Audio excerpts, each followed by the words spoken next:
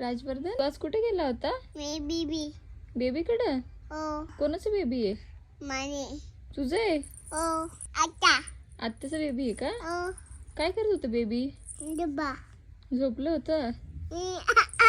रडत होतं? ओ बोललं का तुझ्यासोबत आई मग? आई आई आई काय आई आई.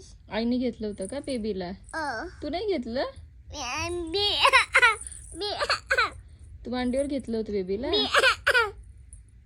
काय तू मांडीवर घेतलं रडत होतं का बेबी? मी मन